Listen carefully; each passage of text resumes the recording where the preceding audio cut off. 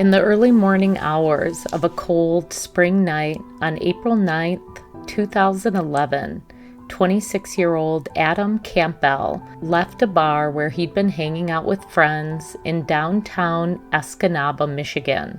He walked west on Ludington Street and seemed to vanish into the night. Adam would not be gone for long. Just an hour after he left Barron's Bar, his body was found burning in a parked car in an alleyway behind a residential neighborhood. To this day, neither law enforcement nor his family know who put him there.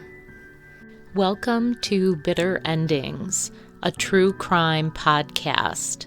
I'm your host, J.R. Erickson. In Bitter Endings, I'll bring you stories of those taken too soon, the silent many who no longer have a voice through which to seek justice. Just a quick update. I'm in the midst of a book release, which is why this podcast was a while coming. Helm House releases next week, so I have been buried in edits and lots of other stuff getting ready to launch that book. The next episode that I'm going to be doing will cover the case that is part of the inspiration for Helm House, and that is the unsolved disappearance of Joan Risch. I apologize if you can hear my cat meowing in the background. He is not a fan of closed doors in the house, and I have shut him out of the room that I'm currently recording in. I also want to mention that today's episode on Adam Campbell is a little bit shorter than usual. There was not a lot of information that I could find about Adam, but his case is unsolved. His family is desperate for answers, and he is from Michigan, so I thought I would cover his case today. Today's episode is sponsored by my latest fictional series, the Troubled Spirits series, where paranormal fiction and true crime meet. The novels are available in ebook and paperback, and the audiobook of the first novel in the series was recently released on Audible, and I have included a sample of that book, which is titled Dark River Inn, at the end of today's episode if you're interested in checking it out. All right, thank you for listening to my update, and here is the episode on Adam Campbell. Adam Gerard Campbell was born on July 15, 1984 in Marquette, Michigan, to parents Carolyn Hilling and Robert Campbell Jr. Adam's parents were married for around 4 years, and they eventually divorced. I believe this was a mostly amicable divorce based on an article that I read online, which communicated that they continued to be in contact throughout Adam's life. There wasn't a lot of information about Adam's younger years. However, he was described as active, outgoing, generous, kind and loving. He enjoyed spending time with friends and family, as well as fishing, inline skating, and playing hockey. Adam attended high school in Escanaba, and at some point during that time, he struggled with substance abuse. He also had a son with a woman named Christy Pavallo. Their son's name was Brady Owen Campbell, and at the time of Adam's death in 2011, Brady was just 2 years old. In a 2019 article on upmatters.com, Adam's mother, Carolyn, said, quote, "He's always there for people, always giving his friends support. He was a good guy." In that same article, Adam's close friend, Ashley Grollo, said, quote, "He's a great guy, gives the shirt off his back to anybody, and makes anybody feel comfortable and wanted. Escanaba is a shipping town in Michigan's Upper Peninsula. It's located on Little Bay de Noc, a bay that's part of the larger Lake Michigan body of water. Escanaba is on the southwestern side of the Upper Peninsula, located closer to Wisconsin than Michigan's Lower Peninsula. It's an important town for iron ore shipping within the Great Lakes and has a population between 12 and 13,000 residents. It's the third largest city in the Upper Peninsula. And if you're not familiar with Michigan, the Upper Peninsula is relatively remote. There are not a lot of towns, and the ones that there are definitely not big towns. And I think for most of those towns, they really, even if they do have a larger population, they have a pretty small town feel. There are not highways to get to these cities. They are wooded back roads that sometimes you're driving on for hours. And I know this because I've been to the Upper Peninsula many times, although I have not actually been to Escanaba. Again, I don't have a detailed timeline of Adam's life, but at some point after he graduated high school in Escanaba, Michigan, he moved to Marquette, and Marquette is on the northern edge of the Upper Peninsula on the banks of Lake Superior. And this is another shipping town, another area that is important for the shipping of iron ore. And it's also the home of Northern Michigan University. Adam lived in Marquette for around 2 years, and then he moved back to Escanaba, which was his hometown, and he moved back 2 months before his death. And Adam's move back to Escanaba was largely to be closer to his young son, who again was 2 years old. He also intended to start college in the fall of 2011. He hoped to either be a substance abuse counselor, which was inspired by his own former recovery from substance abuse. At the time of Adam's death, I do not believe he was employed, but I did read that he was applying for jobs and that he had previously worked in construction and carpentry. Let's go back there now, a decade gone by, to that chilly night in 2011. Again, for those of you who aren't familiar with Michigan, the Upper Peninsula is at the far northern edge of the United States.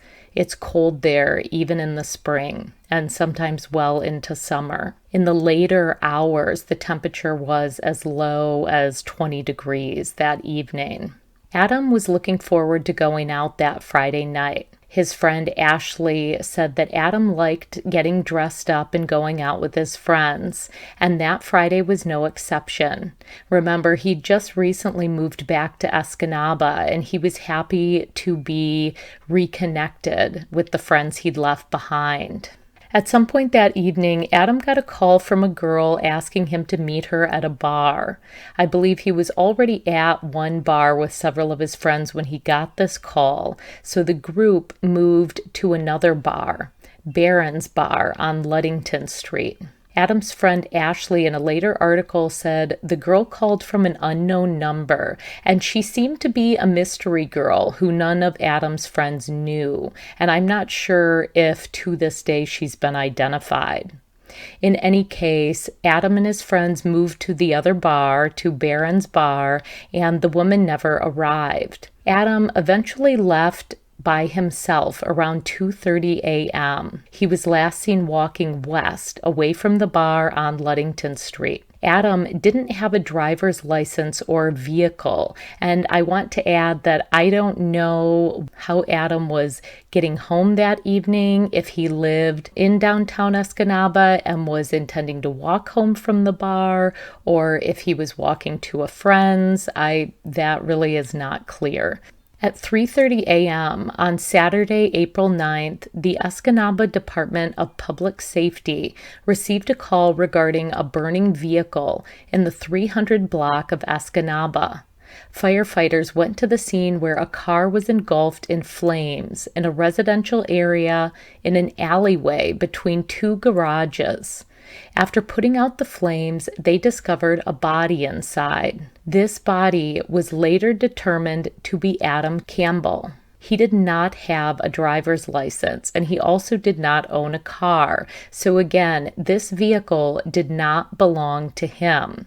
Eventually, police did find out who the vehicle belonged to, but that information has not been disclosed, and it appears that police do not believe that person is in any way linked to Adam's death, which I can imagine as you're listening to this, you think that is strange. But just to offer some context, what likely happened is whoever placed Adam in the vehicle that night, they simply chose an unlocked car that was located in this alleyway, put Adam inside, and then lit the car on fire. I did read that Adam was already deceased when he was placed in the car, but I read that on social media, not in an official news report. Police pieced together Adam's final movements that night, which again included his hanging at Barron's Bar and leaving on foot around 2:30 in the morning. There's video surveillance of Adam in the bar that night, and there doesn't appear to be any altercations or negative interactions happening between him and other patrons at the bar. There was also a witness who saw him walking west on Ludington Street around 2:30 a.m. What transpired in the following hour, and we are only looking at a period of an hour, from the time at 2:30 when Adam left Barron's Bar to the time that his body was found burning in a vehicle at 3:30 a.m. His friends apparently didn't know where he was headed. And again, I'm unclear if he lived within walking distance, might have been walking to a friend's, might have been going to meet someone. I don't know. I also don't know his level of intoxication, but I think it is potentially relevant in such cases because when someone is really drunk, they're more vulnerable. Ashley, Adam's friend, later said that Adam phoned her that night after he left Barron's Bar, but she didn't answer because it was late and she was tired. Later, she would come to regret that choice, stating in a 2019 UP Matters article, quote, "I hold myself personally accountable for it often, even though I know I shouldn't." Essentially, Ashley was afraid that he might have been calling for help, and she regrets not having taken that phone call. Carolyn Hilling, Adam's mother, was devastated when investigators contacted her at work to tell her that her son had been found deceased. She said in a 2019 UP Matters article, quote, "I collapsed at work, basically, when they came to me and told me it was my son." On November 7th, 2011, just 7 months after Adam's death, his father, Robert Campbell Jr., committed suicide. According to friends and family, Adam's father was overwhelmed with the grief of losing his son, and he simply could not go on. Adam's death left a gaping hole in the lives of those who loved him, including his mother and his friend Ashley, as well as the loss to his young son, who would now never have an opportunity to know his father. In the 2019 UP Matters article, Captain Hunter, who was working Adam's case, said, quote, "We were able to piece together Adam's whole day except for that last hour. Unfortunately, those are some of the pieces of the puzzle that we're still trying to find. We do have evidence that's going to help us with the case, but we need that other piece of the puzzle to link the evidence to help solve the case." In the days after Adam was found deceased in the burning car, police developed a theory that Adam may have been killed in an incident of mistaken identity. Essentially, investigators said that Adam looked very similar to another man in Escanaba, and he also shared the same name. They also said that they couldn't find any motive or cause in Adam's history that would point to why someone would target him that night. And by saying this, they're essentially implying that this other Adam did have enemies who might have wanted to hurt him that night and chose Adam instead. So I also will mention that there was an autopsy done on Adam, and investigators know the cause of death, which they have not released to the public. They also have not labeled Adam's death as a homicide, but they have called it suspicious.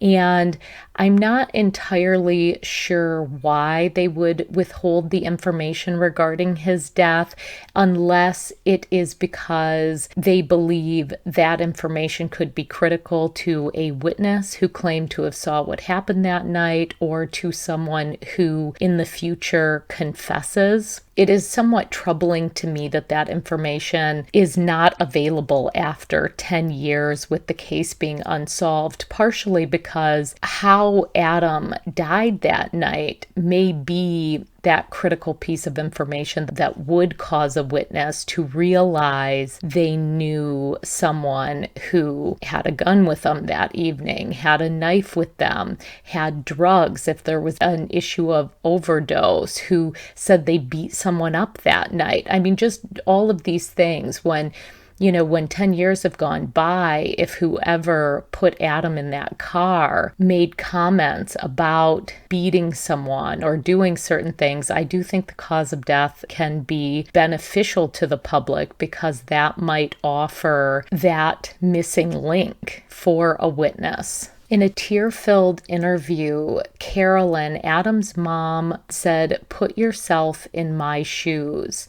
as she pleaded for someone to come forward and help police solve the death of her son. Unfortunately, I don't really have a lot of additional information, and I couldn't even find any articles on newspaper.com, which is where I search for the archived articles about cases. So I really pulled most of this information from a handful of articles and videos that I was able to find on the internet.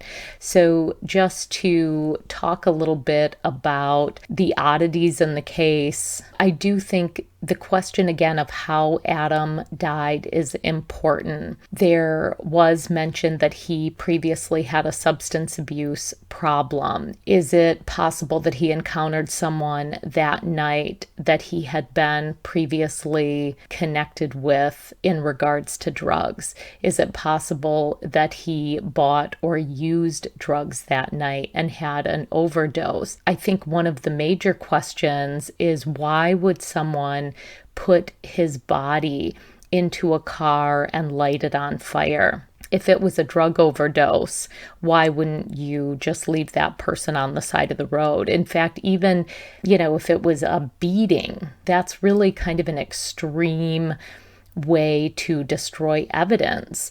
And that implies that whoever put Adam in that car that night was concerned that there was evidence either from the killing or on his body that pointed to the perpetrator.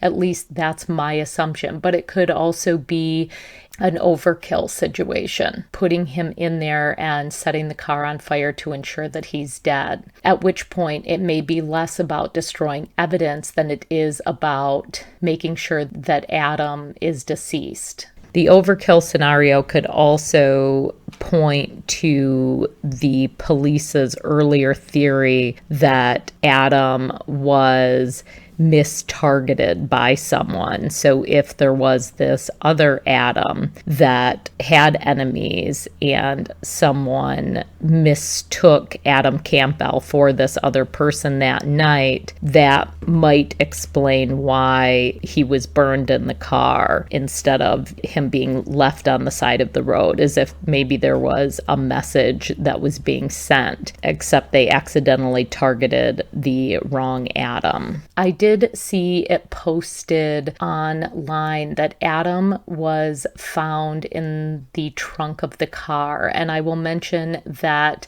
this was not in an article. This was on social media, so it may or may not be true. Also on social media, it mentioned that the death or the autopsy results had been released to the family and that it was no one else's business how he died, which again it's a little bit odd. And I think part of what's odd is it implies some secrecy around how he died. But it may simply be that they've been sworn to silence by the police, because that is evidence that could help track down a perpetrator. And again, the reason that cause of death is key in my mind.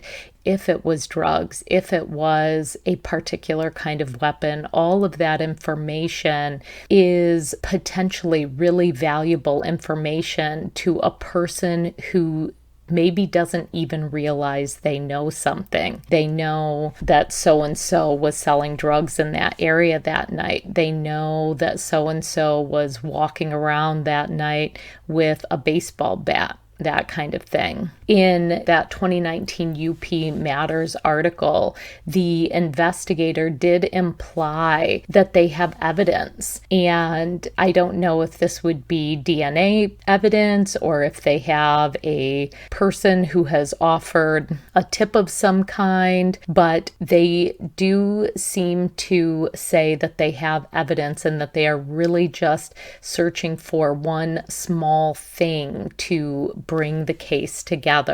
Adam's friends and family are desperately awaiting justice for their son, brother, and friend. In the 2019 UP Matters article, Adam's mother said, quote, "If you really do know something, come forward. If it was your child, wouldn't you want the truth?" Captain Hunter encourages anyone with information, no matter how small, even if they believe it's already been turned over to investigators, to contact the Escanaba Department of Public Safety. They can be reached at 906-786-5911. People can also reach out to Crime Stoppers at 1-800-222-8477. Adam was a handsome 26-year-old young man. He was a father, a son, and a friend. He was just getting his life started in many ways after overcoming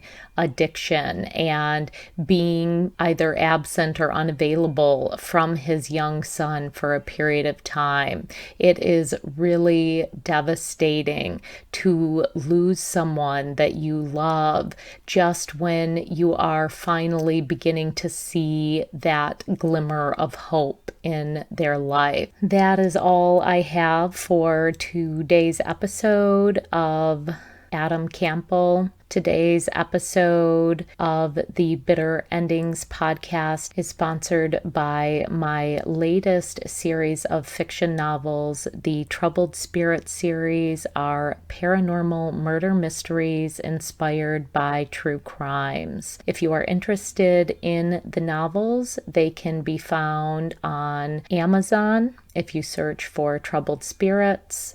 They are available in ebook, paperback, and Audible. You can listen to a sample of the first novel in the Troubled Spirits series, Dark River Inn, in just a moment. Here is a sample of Dark River Inn, the first novel in the Troubled Spirits series. written by myself, J.R. Erickson, and narrated by Alan Carlson. You can find this audiobook if you're interested on audible.com. The cabin didn't have a washer and dryer or dishwasher, but it had a working television, the old school kind with a built-in DVD player. Streaming, or internet for that matter, was out of the question in that neck of the woods. Even his cell phone would only function half the time. A bookshelf of DVDs occupied one wall. Another bookshelf of paperback books stood opposite. If all those failed to keep him busy, a shed of fishing poles would do the trick. There was even a telescope mounted on a tripod in front of the large window that faced the river. Benny had bought the telescope years earlier for bird watching, a hobby that Dan hassled him for at every opportunity. On a wooden stool beside the telescope sat a worn copy of the Audubon Society Guide to Birding. Benny had dog-eared any pages he'd spotted a matching bird from. Dan sat on the stool and put his eye to the telescope. The blurred forest across the river met his gaze, and he fiddled with the knobs until the lens cleared and he could see the startling detail of the trees. A wedge of the beach ran along the bank of the river, backed by a weedy dune. The water rushed by, leaving a white foamy residue on the sand. As he angled the telescope to the right, a splotch of color caught his eye, and he shifted it back slightly. A young woman reclined on a green and white folding chair, a purple beach towel beneath her feet. She wore a peach-colored high-waist bikini. Long dark curls fell over her tanned shoulders, and she tilted her face up to catch the sun, which oddly wasn't there. It was an unusual day for sunbathing, not quite 65 degrees, and a muted gray sky obscured the sun above her. She appeared to be in her early 20s. Her mouth was heart-shaped beneath her small, perky nose. As he stared, she inclined her head forward, and her deep-set blue eyes seemed to lock on his. Dan jerked his head back from the telescope, heat rushing into his face. He felt caught. But then his better sense reminded him the Ohio River stretched a quarter-mile across to the opposite bank. She couldn't possibly see him sitting in the cabin. He stared at the long black tube and, after a moment's hesitation, leaned back into the eyepiece. She no longer looked in his direction, but had tilted her face upwards, revealing her slender neck. Behind her, Dan spotted movement in the trees. He angled the telescope and glimpsed something large. No, someone large, ambling through the forest behind her. A bearded man wearing a mosquito net hat crept through the dense woods. The man rushed from the forest and onto the beach. As Dan watched, the stranger reached down, grabbed a handful of the woman's hair, and yanked her from the chair. Her face twisted in pain and her mouth opened. Dan realized his own shout of surprise as the woman's silent scream appeared through the lens. The man dragged her backward, her bare feet kicking up sand as he pulled her into the woods. Dan pressed his face so hard against the eyepiece the plastic dug into the soft concave around his eye. He tried to follow their passage, but within seconds the trees had swallowed them. That concludes the sample of Dark River Inn. Thank you for listening. If you have any comments or case suggestions, please send me an email at bitterendingspodcast@gmail.com. You can also find out all of the resources for this episode and read the show notes and more. Visit my website at www.bitterendingspod.com. You can also find me on Facebook at Bitter Endings Podcast. If you enjoyed today's episode of Bitter Endings and you would like to hear more, please consider subscribing to this podcast and also leaving a review. Thanks so much, and have an amazing and a safe day. I just want to take a quick minute to also acknowledge the music played in the Bitter Endings podcast. This song is called Disease Tree by Noya Sakamata.